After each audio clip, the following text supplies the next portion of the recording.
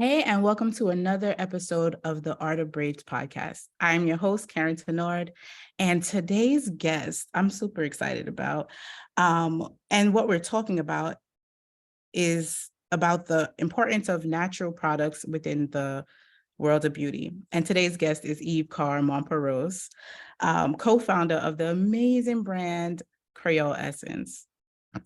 And since today's topic is about the importance of natural products within the world of beauty, who better to talk about it? Now, growing up, my mom used to pull out this oil and she would kind of bathe us in it. It was like if we had hair problems, dry scalp, sprains, cuts, bruises, all through the year, we would just kind of like be like, let's pull out the Huile Muscati. I don't know what was in it, but I knew my hair kind of went through this whole process of like breaking. I had my relaxers, I did so much to my hair, and it was kind of like, let's go pull out the Huile Muscati, which is Haitian castor oil for those who don't know what Huile Muscati is. And it just kind of like had this healing property. I have no idea what was in the ingredients, but the guest we have today, she's definitely gonna know. So I'm not gonna let y'all wait. Let's welcome Yve-car. So Yve-car, thank you so much for joining us today. Your time and your brand means the world to us. And I mean, I know you, but other people might not know you and your story. So I want you to give the listeners a little bit about your background and what you do in your business. Wonderful. Karen, thank you so much for having me here today. And I love that you started your story around something that I think many of us in the Haitian community can relate to, which is the relationship with our hair, our skin, and any challenges. And your mom telling you, go pull out that bottle of L'huile Muscati, which is also known as Haitian castor oil. So I had one of those lovely events where I was in the market for a husband. And I went to my hairdresser and I had her straighten my hair, and she did an amazing job. I wanted the straight look to find the husband. I went to the event, I found the husband, but unfortunately, the next day when I washed my hair, it all fell out. So, like a good millennial, I cried because it's one thing to get a haircut like I have now, and it's another thing for all your hair to fall out. And then my mom said, "Oh, maybe you should get some L'huile Muscati." So I was like, "Okay, I live in Philadelphia.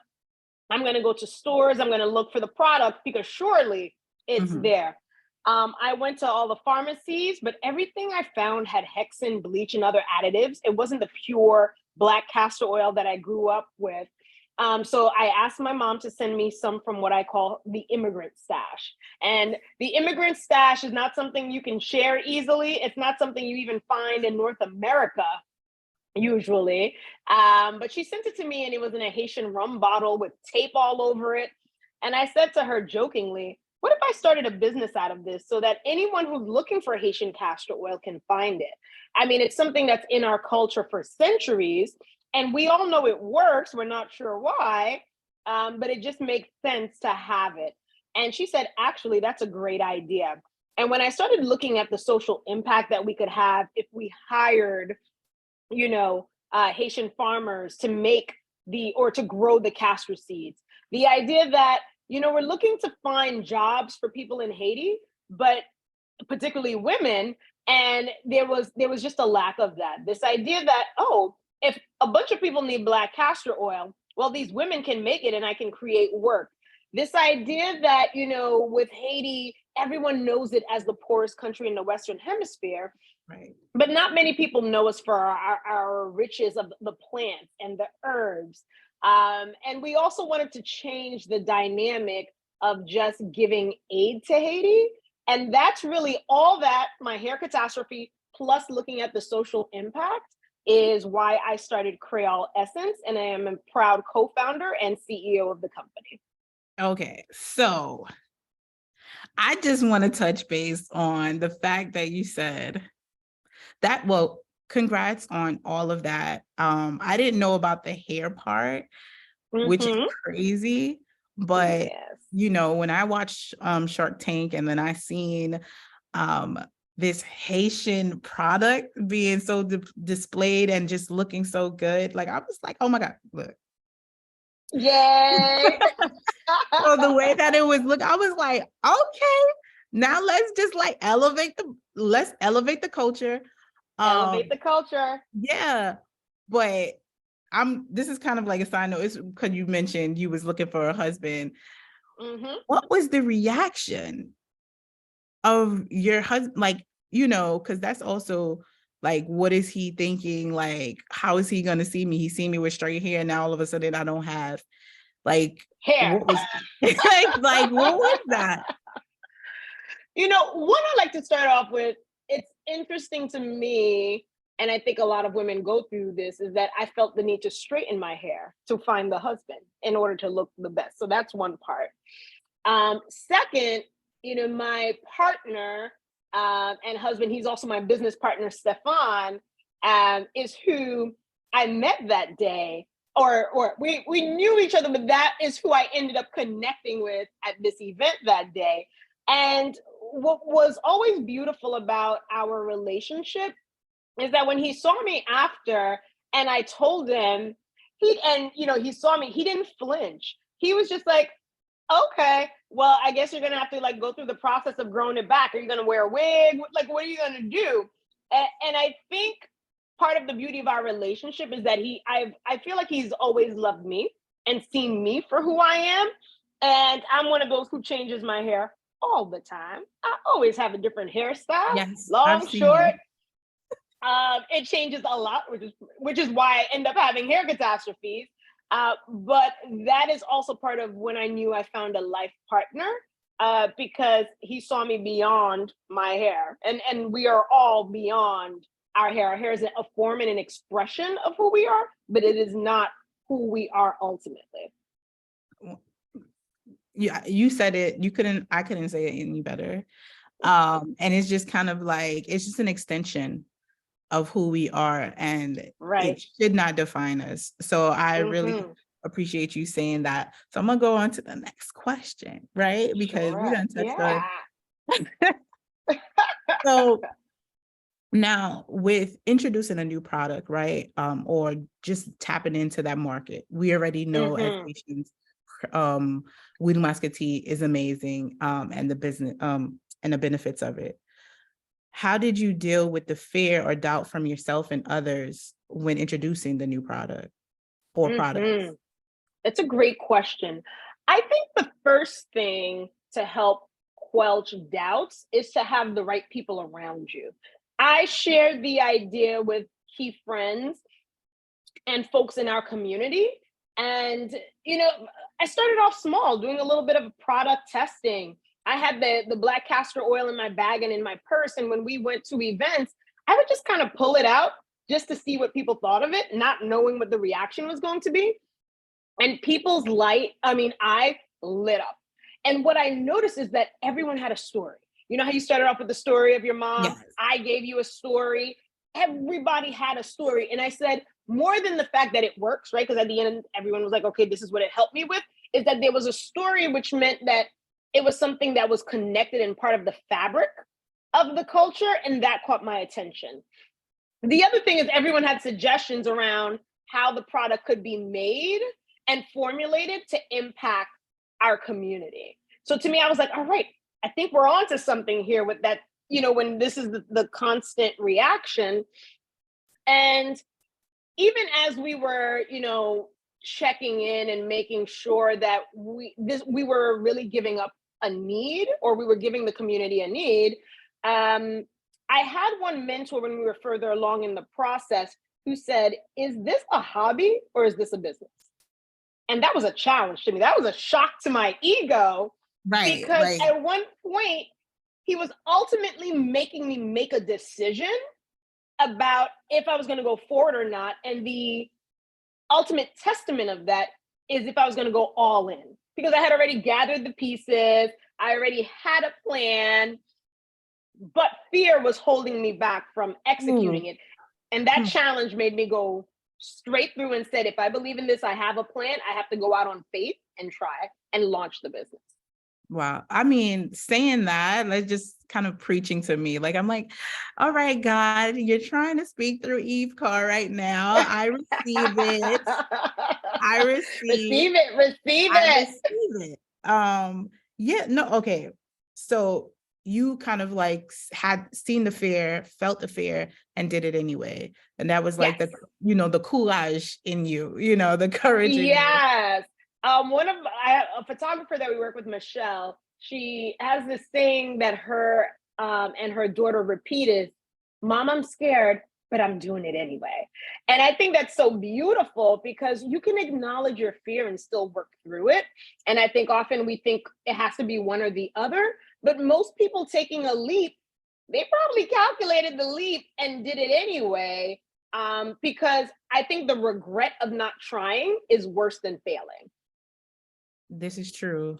And then when you do succeed, it's just kind of like, oh, wow, like I did that despite all of these things that was kind of like stacked up against me, Yeah. so it's just kind of like, look, I'm doubting myself. I don't need to doubt myself. I'm good, Right.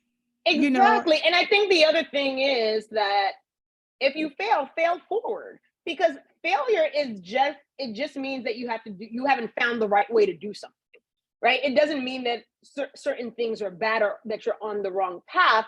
Failure is there to redirect you. It's there to help build muscle, to get to where you're going. Oprah also talks about the whispers that we get in life. A lot of time we get whispers, but we ignore them. So I think sometimes you just have to follow the whispers of life to give you courage. My mom gave me courage. She was big on just do this, girl. I had a friend of mine who said, you know what, you're 80%, because I never felt like I was 100% ready. I was always at an 80. She's like, Yve-car, your 80% is somebody else's like, oh, your 20% is somebody else's 80% or 100. So stop doubting yourself and just start and iterate. So all those whispers also kind of came together to help me say, I'm scared, but I'm going to do it anyway. Ooh. Yeah, listen, you're really dropping gems. So I'm collecting it. It's like a whole treasure chest right now. Now earlier I did mention about the magical properties in Huile Muscatine. Yes. That's probably not a part of the questions that I previously sent to you, but I'm like, Uh-huh. can you give a gist of like what it is about it that is so healing? Yes. So the main reason Huile Muscatine Haitian castor oil works so well is a property that is unique to the oil called ricinoleic acid. And ricinoleic acid allows for deeper penetration in the skin. So instead of it staying on the epidermis, whatever properties you're trying to get into your skin, and by the way, your scalp is skin, the oil allows to deliver the nutrients further down. So this is why often you'll find in Haitian culture and Caribbean culture, the oil is usually mixed with something, right? It's put into a pomade base. It might have a little bit of, coconut oil with it, or somebody might have a recette or a recipe where they put a little rosemary peppermint. We pre-make our recipes so folks don't have to do it on their own. But the fact is that it delivers nutrients deeper than any other oil. The other thing is that your skin needs fatty acids and omegas, and Haitian castor oil has a unique or a higher amount of those fatty acids when tested, because we had a test done among different castor oils. And because of the natural way that we make it in Haiti, where it's roasted versus it being processed chemically, you get a higher and more potent product than other oils that are on the market. So that's some of the science that I had to go research to find out why it works, because there aren't lots of formal studies on things that we've used in our heritage or ancestral ingredients and recipes. But if we work backwards, grandma was right. She knew what she was talking about. All Always right. know. They always knew. It's just that often science actually hadn't caught up in terms of researching the plant medicine. So that's really why Huile Muscati Haitian castor oil works so well. Oh, okay. See, my mom was just like, I'm like, why am my ankle feels better? Like things are Yes. starting to flourish. Okay. All right. So properties, I hear that. All right. So let's go into the other one. Uh-huh. Um, I feel like we've answered so many questions. Oh, what would you never compromise when it comes to the quality of your products? Hmm.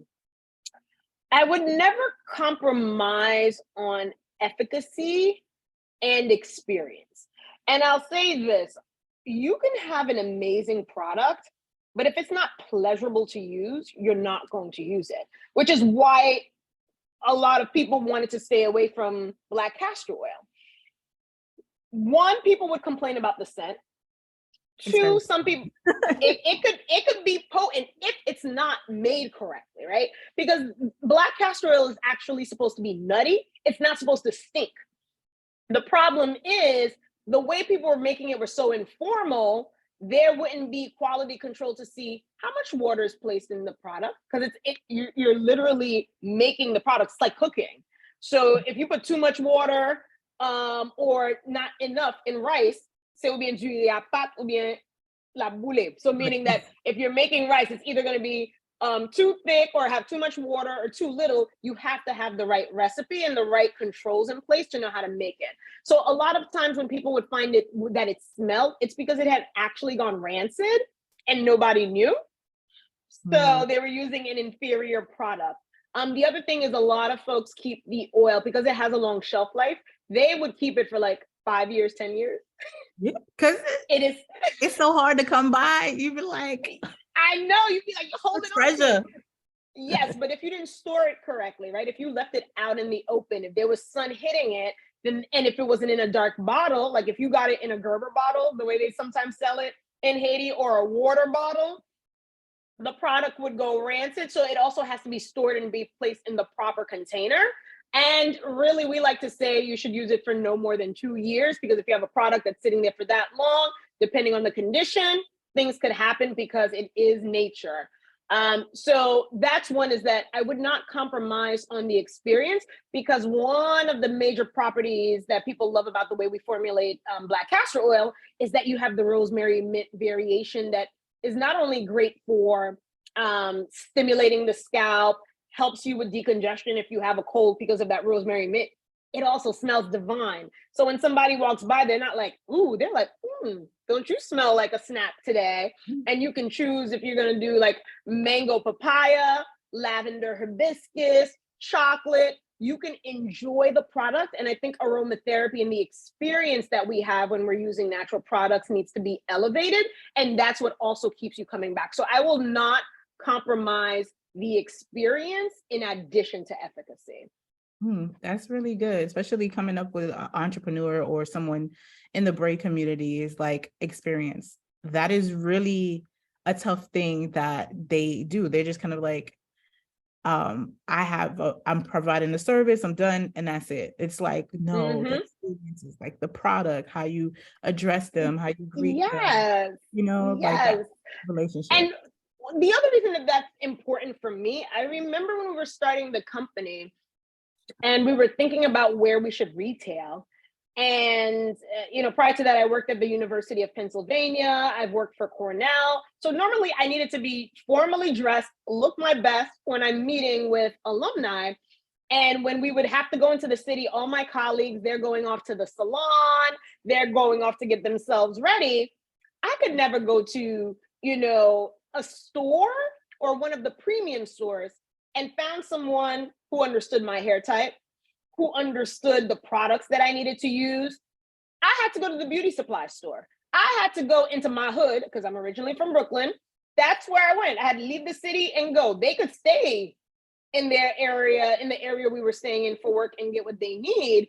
And while I love the beauty supply store. It's like a big fun like day at the park for me, but the service was horrible. I didn't want someone following me thinking I was going to steal products. I wanted an experience the way my counterparts did. So it was one of the things Stefan said, when we create our product, we're also not going to place it in any random store. It needs to be someplace that, babe, that the way you want it to be treated, that our customers could also be treated, which is why we also selected our retailers extremely carefully, like working with Whole Foods, where we know there'd be education. It's a marker for natural products, working with Ulta Beauty. We work with Goop, Urban Outfitters. We work with premium retailers because we feel like our customers are premium. If you're with Kreyol Essence, you are the best. And your product is premium. So like I'm like, oh my God, down to the last drop. I'm like, should I break the bottle? We're like, or leave it upside down, just kind of let it go. Yeah, let it come on down. Exactly. So yeah, so okay, no compromising the quality of the experience. All right, so those are really great tools. Do you have any favorite tools or resources that you have used to help in your entrepreneurship journey? There are so many, Lord. I will say, from a product selling standpoint, Shopify is like game changer.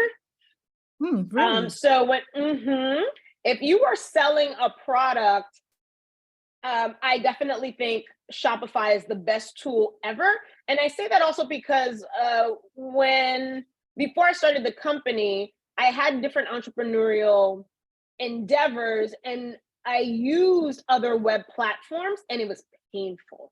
Shopify allows you to get up and running in less than a day, and you don't have to be a programmer because there's so many entrepreneurs on there. There are pre-built systems for you. Another one that I think I'm just absolutely in love with is box.com. Gone are the days where you needed to like invest thousands of dollars to get this fancy server. Now for like $60 a month, you have your own server, you have your own cloud. It's very easy to use. You can share documents. Your information is backed up. So being organized is extremely important as an entrepreneur. And for probably less than $60, you could just jump on box.com, create an account, and start to use what us at Kreyol Essence as a more mature company uses, all the way up to Ulta uses box.com, and we all get to use that same platform. Microsoft Outlook for keeping myself organized. I love apps. There's Expensify for keeping track of what you're spending. I'm a big podcast lover because entrepreneurship could be extremely lonely. So I have what's called the Genius app from Jay Shetty, which is what I use to meditate and keep myself mentally grounded. I listen to a podcast called Kelly Roach, where she does bite-sized information for entrepreneurs on their journey. So I could go on, but those are some of my go-tos for years, and they're still super important in my entrepreneurship journey. Whoa, those were a lot. I think I asked for one, but you gave sorry. No, don't be sorry. The listeners will be like, yes. So, and I'm taking notes. I'm like, but organization is key. Since I started getting organized myself, it also helped me understand what I was trying to do, what I was trying to say, and who am I speaking to. So definitely on the organization part. Now, what have been some challenges you face bringing a natural product to professionals or beauty professionals? I know for myself, I was already on board because I'm Haitian. So I'm like, yeah. But what were the since you're new to the beauty industry, what does that look like? Oh Lord, so many. So I'm going to break it up into 3 buckets. One, the first challenge is usually yourself. Doubt, fear, imposter syndrome. I don't know enough. I don't have contacts. I don't have enough money. The list can go on around reasons why it's so hard to succeed, or that you think you can't succeed. And I think often it's not that those challenges aren't real, but then you have to say, okay, and then what? And then what? And just keep peeling back. So then what can you do? And focus on what you can control versus what you can't. So the first challenge is constantly saying that you're enough, you know enough, And, if what you don't know, you can find out, or someone else should be hired or mentor you to get you there. So often we see people succeed. We think they were so smart and that they knew so much. And if you listen to, let's say, How I Built This, which is a podcast that I suggest everyone who's in business listen to, you'll see how many people who created billion-dollar businesses who was just like, I had no clue what I was doing. I went out on faith. I learned. And there's a saying that, entrepreneurs, you are building the plane while you're flying it.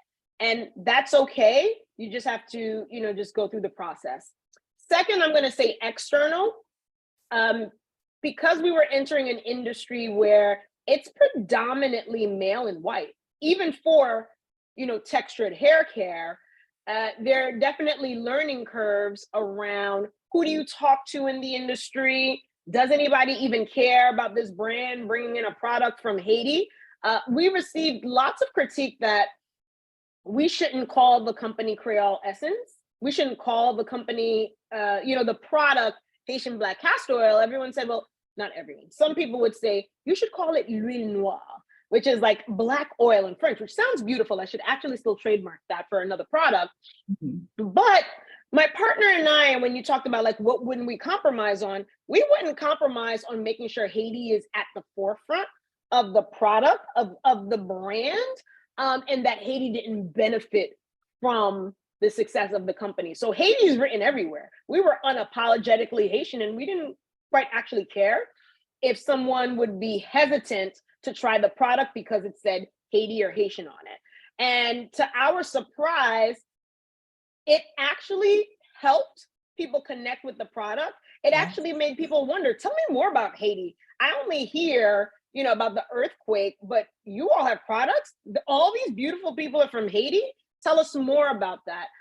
So I'm really glad we stuck to our values and our goal and our gut to say Haiti was going to be a dominant part of the business. So sometimes you do have to know when to not listen to others and move forward. And even though we were industry novices, that was actually a positive for us because we thought about it differently. Now everybody thinks about clean beauty. Now everybody thinks about social impact. Now everybody thinks about prestige. 9 years ago when we started, none of that really existed. That was thought to be like, no one really cares. We don't know if that drives sales.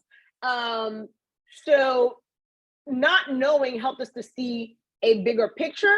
And also because I am my customer, right? There are things I need and want. I understood what it is we were talking about in the YouTube community. Before it was all IG and all that stuff, it was you on YouTube putting in comments in the natural community. We had our own thing going that most people didn't even know about. So I think being close to your customer or being your customer is really important. The last thing I will say, which is, from a challenging perspective, is our business model. We're vertically integrated, which means we started from the root, which we didn't even know we weren't supposed to, which is we went into Haiti and we started, farming, we produce, we worked with suppliers. So that is different than the way you're normally taught to start businesses, which is you find a manufacturer, they give you the product, you bottle it, you package it, you might have them do one or two things, and then you go off and you focus on sales and marketing. Well, we started from the other end, which is to start from 0, to 10, which certainly has its challenges because we were building a full supply chain. And that requires a lot more knowledge, skill set, and it's a different level of complexity.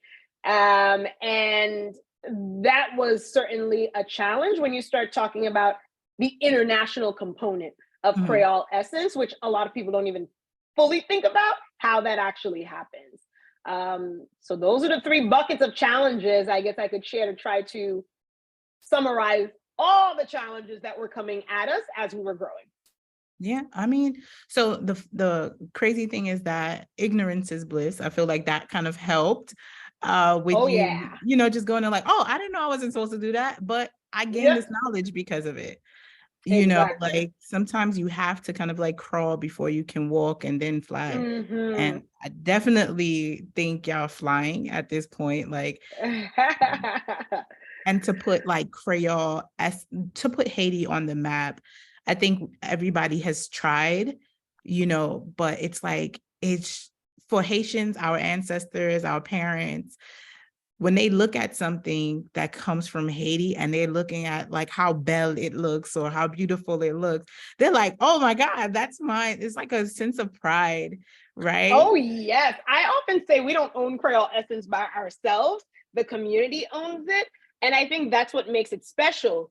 The amount of grandmothers, moms, dads, in addition to our current youthful users and the non-Haitians who are using the product. Right. Our customer demographic is actually 50% Black Haitian, and the other 50 is Latina, white, and all other races.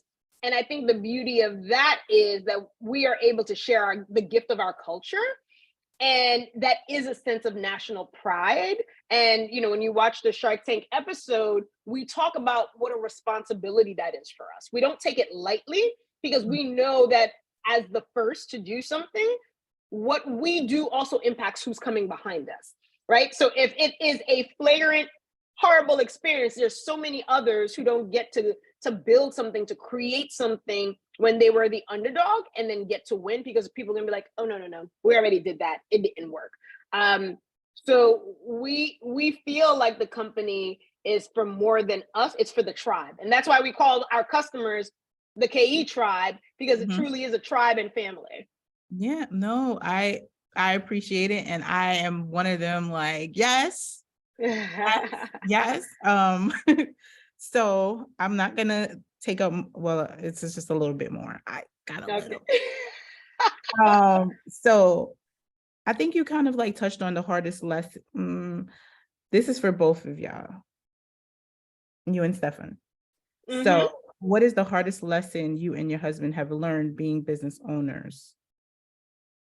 You might have That touched. we Mhm. Yeah, that we have to take care of ourselves in order to take care of others, right? Stefan and I can definitely go into months where we work 14, 15-hour days. And we jump from cerebral task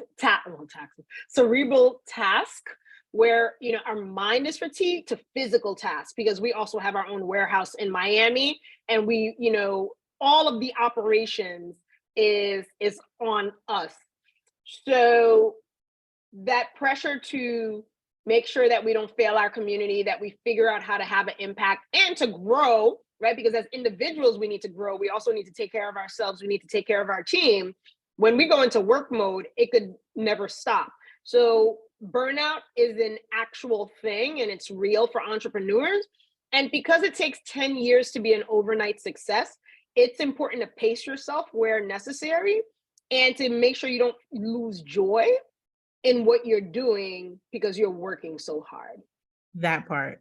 The losing joy is like, why am I doing this? Like, oh God, Exactly. they don't see what I'm doing. Like it takes a toll on it. And it's like just to encourage yourself and to also be around people who are also trying to do stuff, because then you don't feel like you're this is only you, like it's only happening to you. Mm-hmm. It's like, oh, okay, you're going through it too. All right, how can we help each other, or how can we get around people who, like you said, get a mentor or somebody who has done it before, or listen to podcasts, read books, that can help us kind of strengthen the mind, because of the mindset, Mm-hmm. Mm-hmm. and then also the body. So I see you just looking like you just came from working out. So like, so it's like My athleisure wear is always on. I work in it. I work out.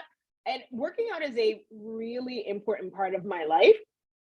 Um, and I think also because I danced when I was younger, when you need to stimulate your mind, you have to have motion, and that physical lifting of the weights or running actually makes you a better thinker and it helps you to be disciplined. So I always say fitness is not just a body thing, it's a mind thing. And it keeps you healthy. So that's super important to add to the regimen along with rest. Yes, yes, and yes. Yes, and yes. As soon as I feel stagnant, I'm like, okay, what am I not doing? I'm not moving. I start moving and then ideas pop. Like, I'm like, oh, okay, we can do Mm-hmm. it. So definitely.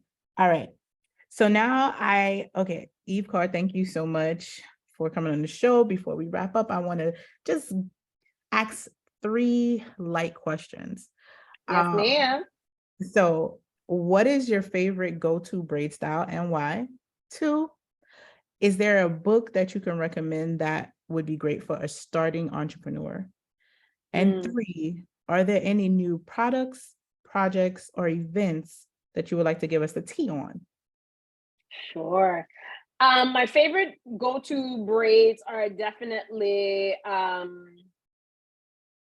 knotless braids. I love me knotless. I mean, I was asking for knotless before people actually knew what I was talking about. I was like, could you not put the knot in it or what have you? I usually could see where a hairstyle can go, but it's amazing to me how limited stylists can sometimes be to try something new because it's just like that's not how I was taught to do it. Right. Right? Where sometimes it's kind of like I could feel the tension. It hurts, or it would just look better. Could we just try it? And I'm thankful for the braiders that I found who are willing to try. And now it's just a whole thing to do knotless braids. So that's my go-to.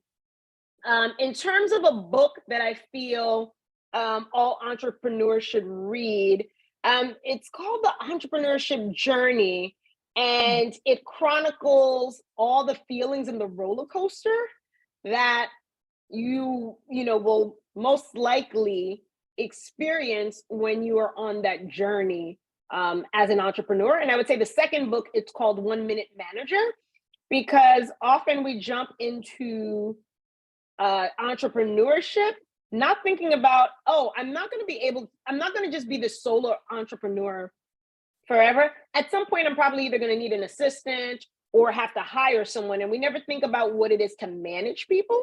And that's usually one of the hardest things for those in business is how do you deal with people? Because business is all about relationships. That's probably, besides yourself, one of the other, the second hardest thing is to make sure you manage your relationships. The third question in terms of new products. So we recently launched a set of um, Haitian moringa styling products. We are Mhm. extremely known for our Haitian castor oil, and we have a whole scalp care line that goes along with that: shampoos, conditioners, deep conditioners, especially. There you go. Those who are having issues with their edges, those who, and when we talk about growth, whether you want to keep your hair short or long, really what you're saying is you want to keep your hair healthy. So when Yes. you want to keep your hair healthy, right? So that you could cut it, it will grow back. So that you could braid it, it's going to be fine. So that it can survive the different things that you're doing. It starts at the root and it starts at keeping it healthy. But for styling, people usually will sacrifice health for style.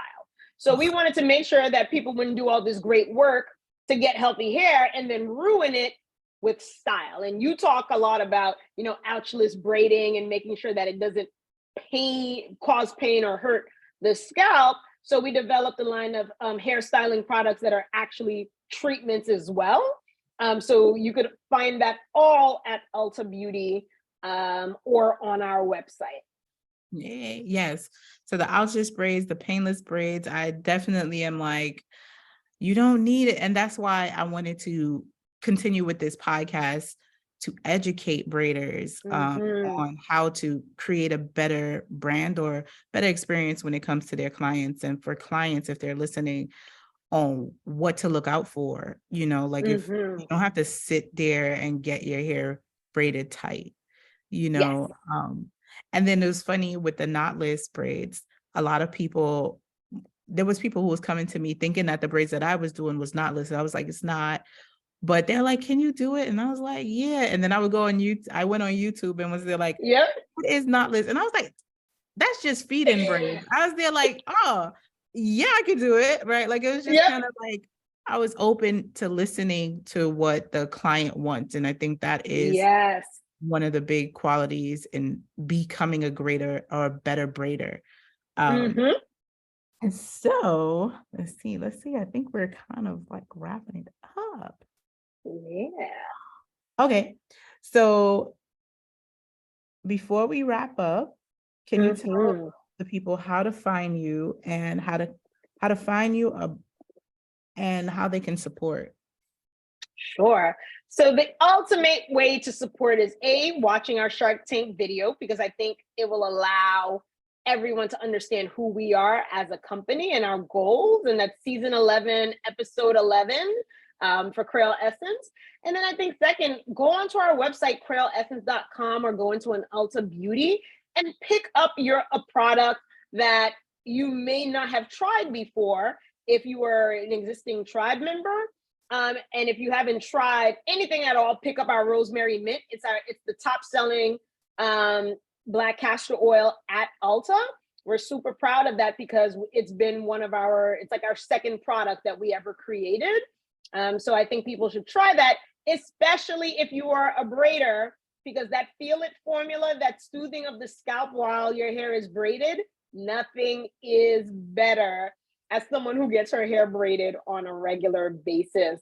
I could be found at Yve-car, Yvecar, on Instagram, or I am always involved on our company page at Kreyol Essence, KreyolEssence. Oh, thank you so much. It is a pleasure Thank having you. you. I am not going to take any more of your time because you already gave us so much within the, Aw. I guess, 45 to an hour that you were here. Again, thank you. And it's always a pleasure working with you, using your products, and speaking with you. Thank you. And thank you for all you do for making sure that we keep our hair healthy and keep our spirit energized. Ooh, I receive it. Thank you. Thank you. Have a good day, everybody. This is Yve-car Momperousse, and we're out. Kreyol Essence. Go check them out.